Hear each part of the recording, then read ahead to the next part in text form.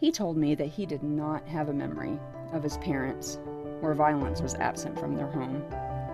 He told me of 4 or 5 places his father moved the family in an attempt to win the battle against the demons that domestic violence played out in their home.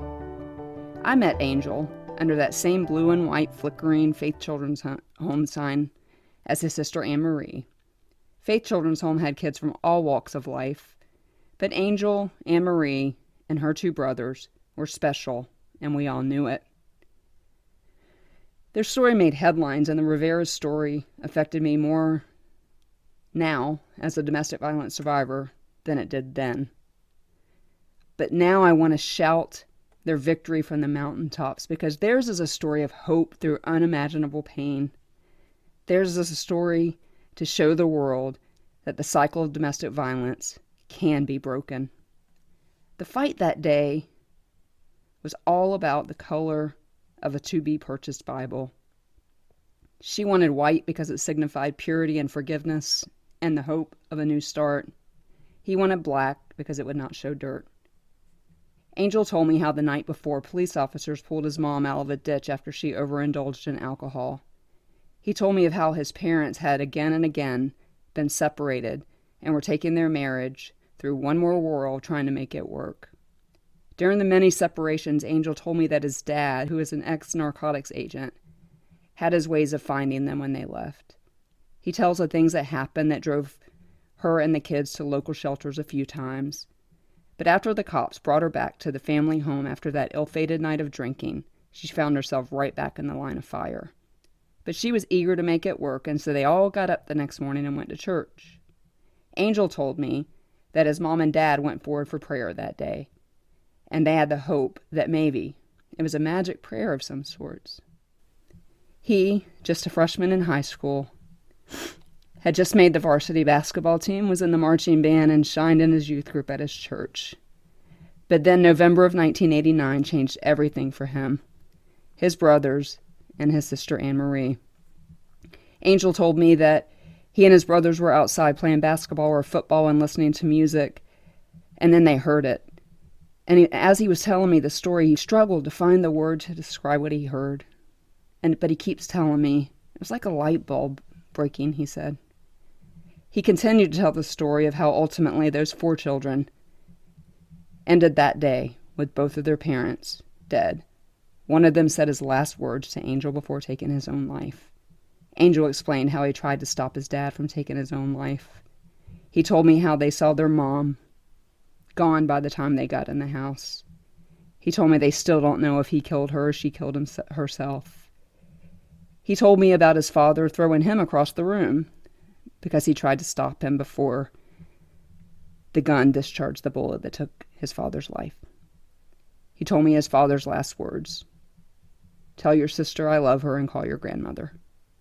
And today, this thriving father of 4 and grandfather of 2 wants to enter the healing zone, the Wednesdays with Watson podcast.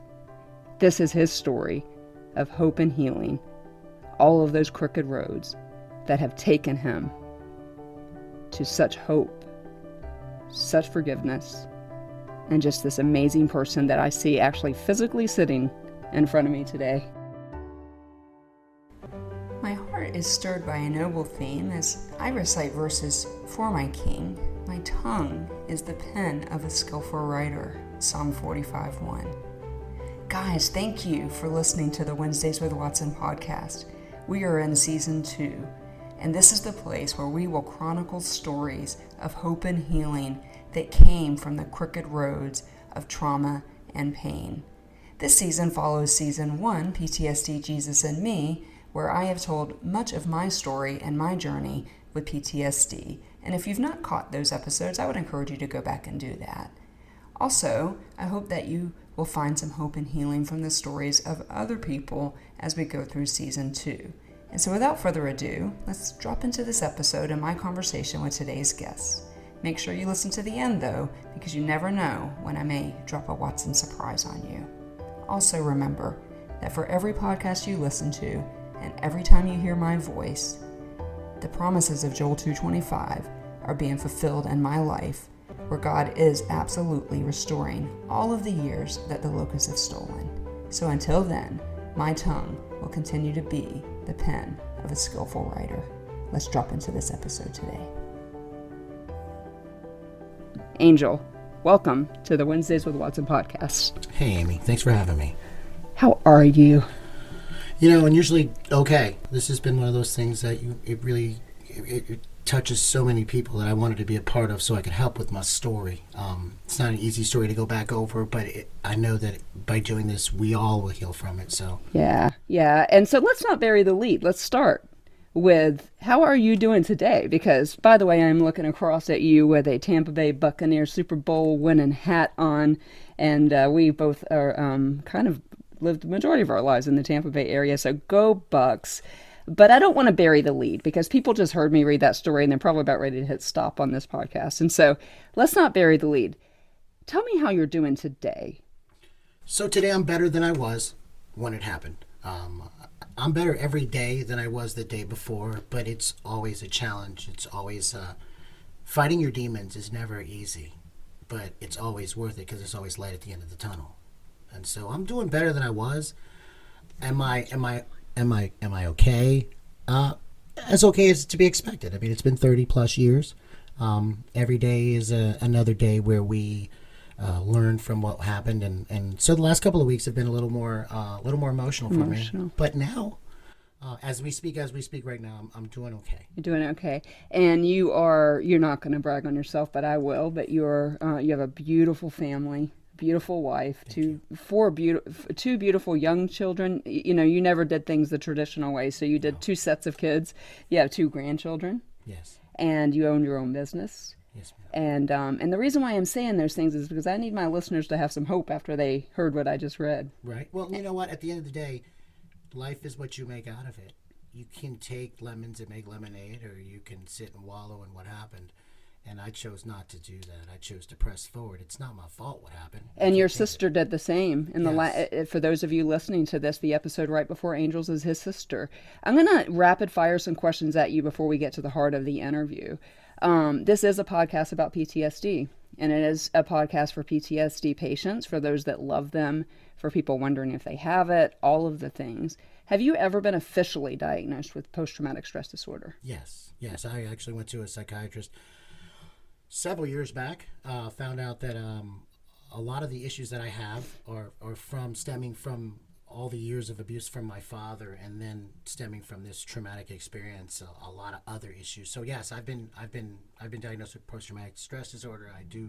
I haven't been to counseling in a few weeks now, but I'm heading back again because after all this, I probably should go talk to people. You 100% should. You have no idea how happy that makes me. And I told Anne-Marie on her episode that I will be harassing her until she goes to counseling because I believe it's so important. I believe it's that important. So that was my next question, because we have 3 C's on this podcast. One is counseling, one is church, one is community. We're going to get to church in just a second, but briefly tell me, you're a gregarious guy. You're like a brother to me, kind of my twin in some ways. If we can keep this podcast to 30 minutes, it would be a miracle. But briefly tell me how community has helped you, because that's another one of our C's. So you told me you've gone to counseling. We're going to talk about church in a minute. Tell me about community. So having a group of friends or an inner circle has helped me tremendously through this. And through the years, it's been different people at different times serving a purpose for what God had them for me at that time. It's very important to have a stable foundation around you, especially through something like this. Yeah. Especially for me, because I'm so easily, at least I don't know about the rest of my family or other folks, but I was easily swayed on my opinions as a young guy because I didn't really know anything, because all I knew was these evil ways that my parents had with each other, and that's all I ever saw. So for me, it's a little different now, because I'm looking back going, wow, I don't ever want to be that person. So I fight every day to try and not do that. And we're going to talk about that and probably cry about that, because you've got a real message for that fight. I do. You really do. So I want to talk about that. When I did the episode with Anne-Marie on the one right before this one, so listeners, if you've not heard her story, go back and hear it. She said, I am not actively in church. And so you are a great opportunity for me to reframe what I mean by the importance of church. Okay. Now, the pandemic obviously has told us what church is not the building. And so when I talk on the podcast about going to church, I think it's important to that we not forsake the assembling of ourselves. But I don't go to church actively right now because of the pandemic. And before that, I will admit it, I was even watching it online. You and Anne Marie both said to me that church has not been an active, and I'm air quoting, role in your adult life. But before this interview, because I'm getting to interview you in person, we went to Bible Baptist Church in Lecanto, Florida. That was the church that y'all were at that morning. Yeah. And as it were, we ran into your youth pastor. Yes. So I want to reframe the church question differently to you. Tell me what that church meant to you guys as a family. 14-year-old Joe, 13-year-old Angel, 11-year-old, I think, Anne Marie, and then Isaac was 9 or 10. What did that church mean? Because that's what I mean, the importance of the church community coming in to trauma. I don't necessarily mean always going to church. So you're perfect for this question. I don't think that church, the gathering of the church going to a physical building, for me, was always the answer. And the Children's Home, I went to church. After the Children's Home, I was a youth evangelist. I traveled and sang at churches. I never felt that the church, I had to be in the church to be part of the church. I believed firmly, and I still to this day believe that I have a relationship with God, with Christ himself. And that relationship supersedes any gathering of other like-minded folks. Now, that being said, this is like church right here, because it says where two or more are gathered, there I am. And so I can have church in my car with my children, listening to gospel music, driving down the road, enjoying the beauty of the world. And probably do that all the time if I know you. We do it a lot. Yeah. I found myself driving here today, listening to gospel music on the way here, because that's just... And we ran into your youth pastor, and he said, yeah, it was bad, and we are grateful that we had resources for them. And so I want to move on, because we've got some powerful things to continue to talk about that the listeners, and so this is the part where we both may struggle. But this is a question I ask on every podcast, and another question I ask every guest is to send me a song that they like. And you sent me, both you and Anne Marie sent me old songs, but you sent me The Warrior as a Child by an artist that I didn't know. I had always known that Twyla Paris version. But so I'm going to frame this question that I ask on every podcast, and I've asked you to answer it with the lyrics of this song. And I'm going to give you the mic for, probably 5 minutes, and I want you to talk to us about why this song is important to you. But let me ask you the question first. And I'd like you to read the lyrics of the chorus and then tell me about this song and what it means to you right now, because you are also healing. And I know I did this podcast and it's healing me, but my guest telling me that this is healing them is just crazy cool to me. So here's the question. What do you wish the world knew about your trauma and how it is affecting you your whole life? What do you say to people who look at you and you look all put together? You own a business. You've owned plenty of businesses. You were an evangelist, all the things. One would never know by looking at you what you've been through. I would love for you to read the lyrics, because it is a message. It is your message to your brother Joe, to your sister Anne Marie, to your children, to your wife, to the world, to my listeners.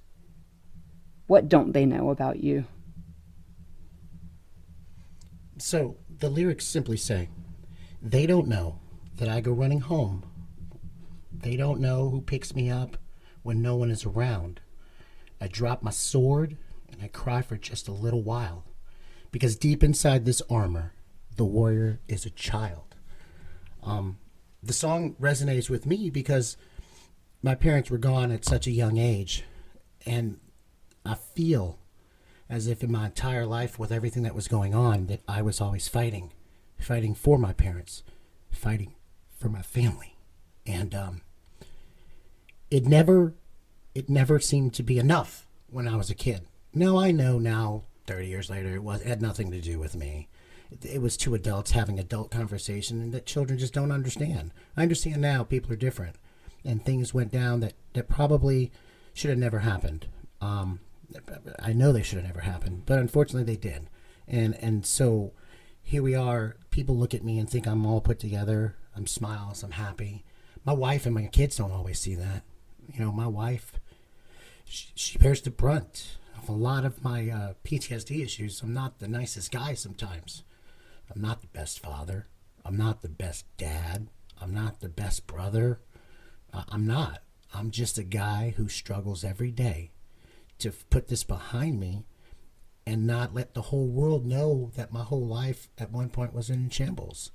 You know, my kids need to see that daddy, you know, knows what he's doing and he's got his life put together. He doesn't need to, they don't need to see daddy falling apart. So that's why I keep myself at home. I'll cry. I'll probably cry today. I'm going to cry in a minute, I'm sure. Well, let me read those lyrics back because I want you to feel what I just felt. I don't even need to read them. It's one of my favorite songs. They don't know, because I get this a lot. How, Amy, after 35 years of trauma? How? And this is it. They don't know that I go running home when I fall down. They don't know who picks me up when no one is around. So I drop my sword and cry for just a while, because deep inside this armor, the warrior is a child.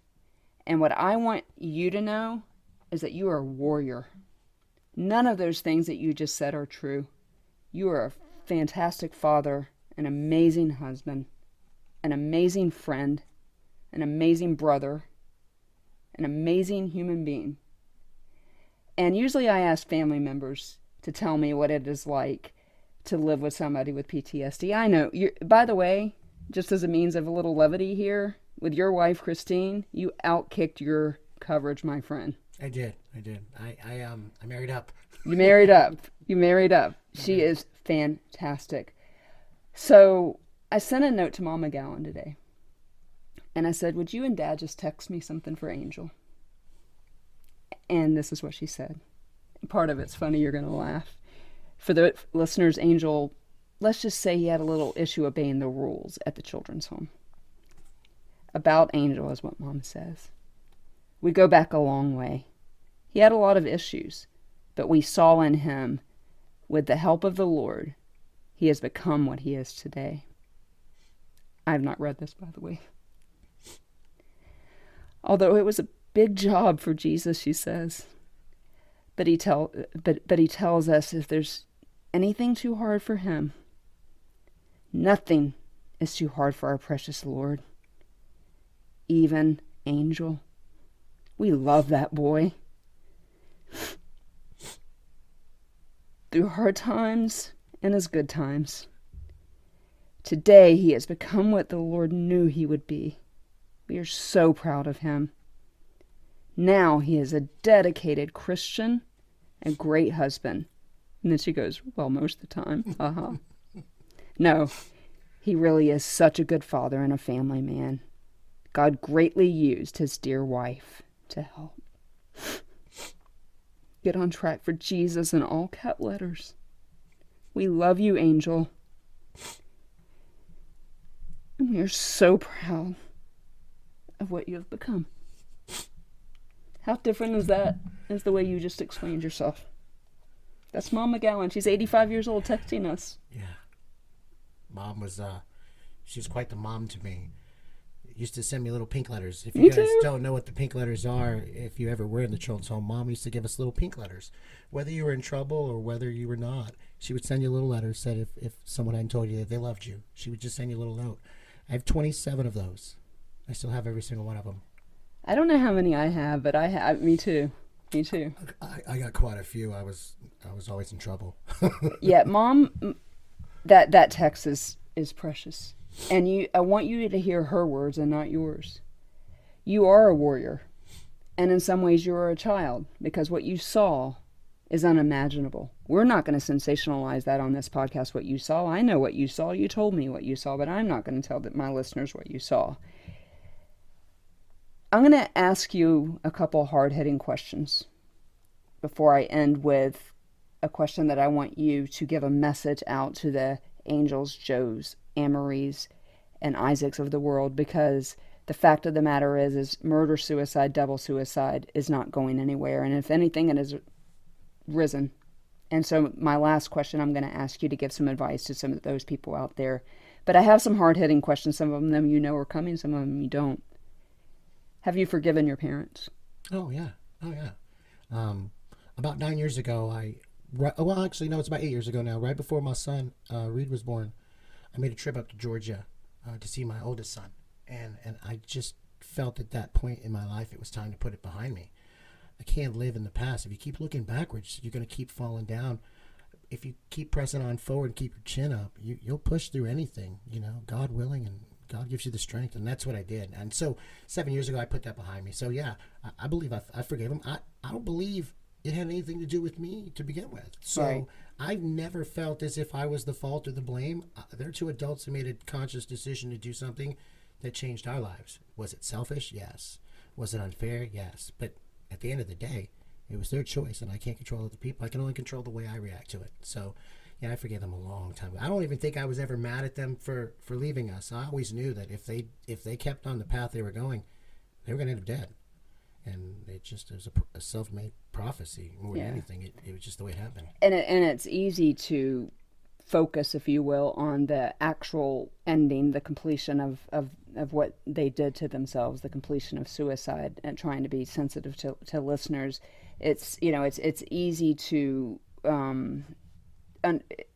understand that as an adult in some ways, because we've been through some things Much too. easier.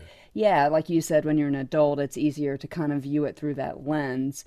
And even for myself, with my mom, who wasn't a mom and left me in unsafe places and stuff, I just never have found the value in not forgiving. And I find that to be really true with a lot of children's home kids that I talk to. Is like, why? And so I think the children's home did a good job of that. And so my next question was, have you forgiven yourself?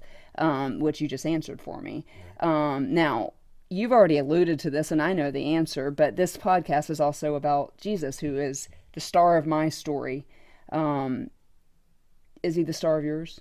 He has to be. How can you still believe? Where was he?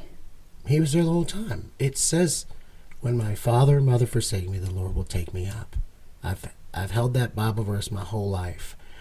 No matter where I've been or what I've done in my entire life, no matter how good, how bad, or how close to jail I came to going, God always kept me safe. I've been in places where I should have died. I've had things happen to me that I'm not proud that I've done in my life from back in the day because of all of my scars and wounds from this tragedy. That I've done things in my life that everyone else has done. We've all failed. We've all made mistakes. But God's always been there, and he's always been there to give me a hand and help me out of there when I needed help. And he was always there to protect me. So God's never left my side. He's never left my side. I love that. I love that so much, and you can answer it better than I did, because I really struggle with that sometimes, but I say it all the time on the podcast. Even Jesus, God the Father, had to turn his back on him for a minute to take on the sins of the whole world. It was too much. And there's a verse in I think it's 1 Peter 4:15. I say it all the time. I can't remember the reference, but we do not love a high priest who doesn't understand our sufferings. Right. And so he understands what you saw that day when you walked into that home and saw your mom. He understands what happened when your dad threw you across the room when you tried to stop what was going on. He was there, and that is hard. It is hard for my listeners who don't believe in Jesus and in the star of the story, but it is hard. As we kind of segue towards the end of the podcast, when I asked you for that song that resonated with you, and you sent me The Warrior as a child, ever since I thought about the lyrics of all of the song, not just not just what we read, because the end of that song talks, the refrain changes a little bit, because instead of I drop my sword and cry for just a while, it's I drop my sword and look up for a smile. And so we are warriors. You are a warrior, and you need to know that.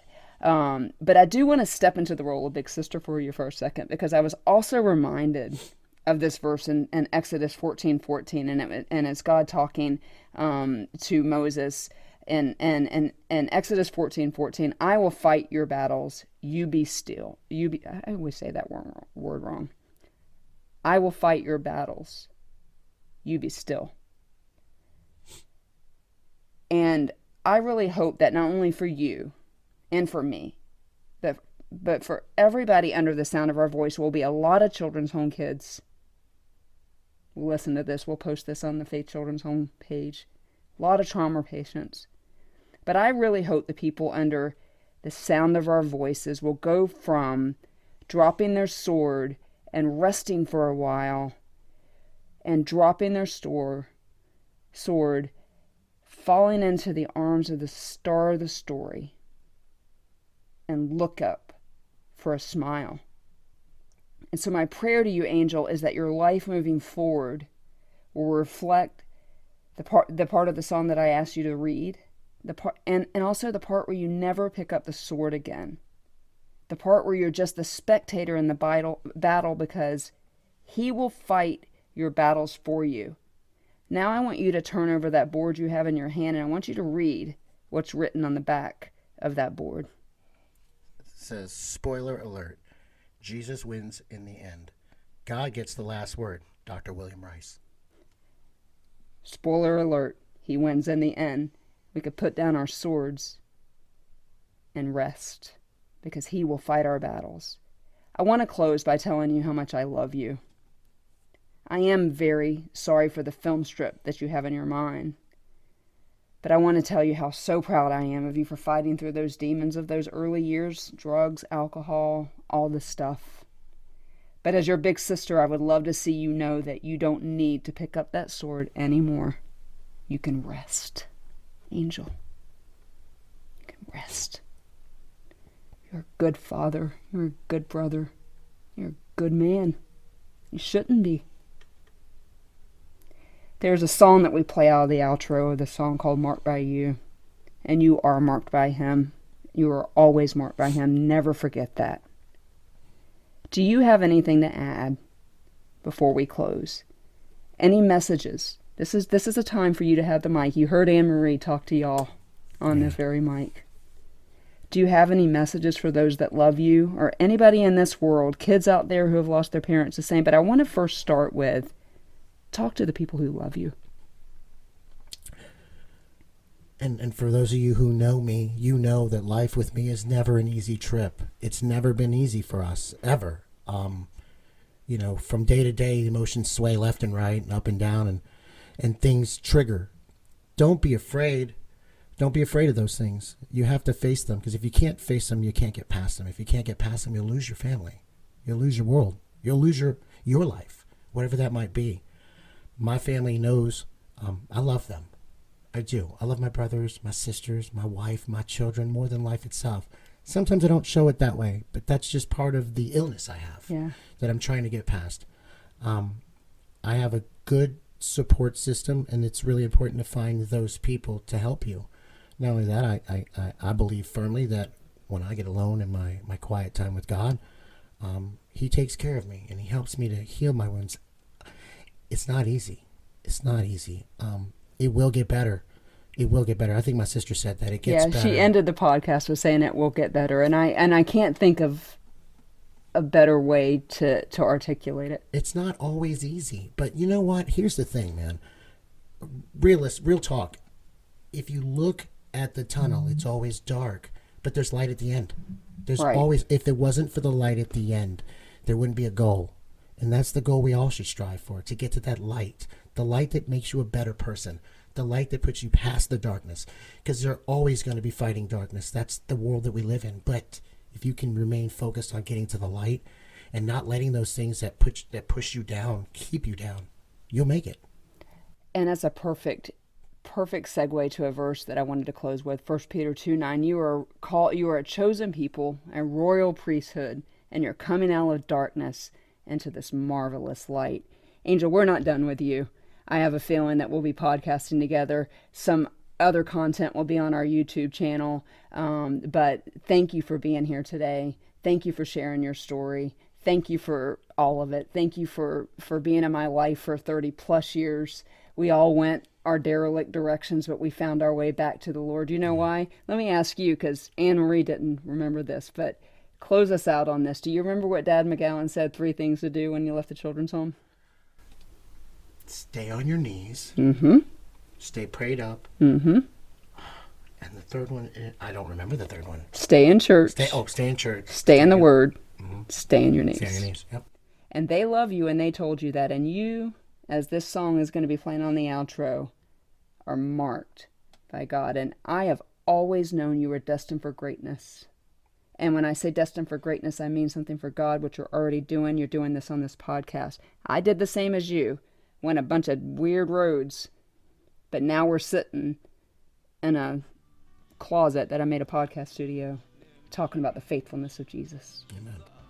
As usual, I just want to thank you for spending a few minutes of your time with us. Time is the one thing that we are not making more of, and so it is not lost on me what an honor it is that you take the time to listen to this little podcast that just wants to help people. I would also like to thank our guests today. I hope that the powerful story that was brought to your earbuds resonated with you and gave you hope. If it did, I would also be so honored if you would share that podcast with somebody, share the link with somebody that may be helped by the message that you heard today. Also, while you're in your podcast app, would love it if you would hit that subscribe button so that every episode, every 2 weeks, just comes straight to your phone. Also, there is a fun group on Facebook called Wednesdays with Watson. Would love for you to join that, and we will see you over there. All other social media is Amy Watson Author, except for Instagram, which is Author Amy Watson. You can reach me in all the places, usually all at one time. I would love to thank our executive producer, Amy Hyland. She is doing an amazing job with these episodes. And Phil Baker, that's his song, Marked by You, off of his album, Babylon, that you hear playing us out of the podcast. Until I see you in 2 weeks, you know what I'm going to say. Let the healing continue. So let my life glorify you and teach me to walk beside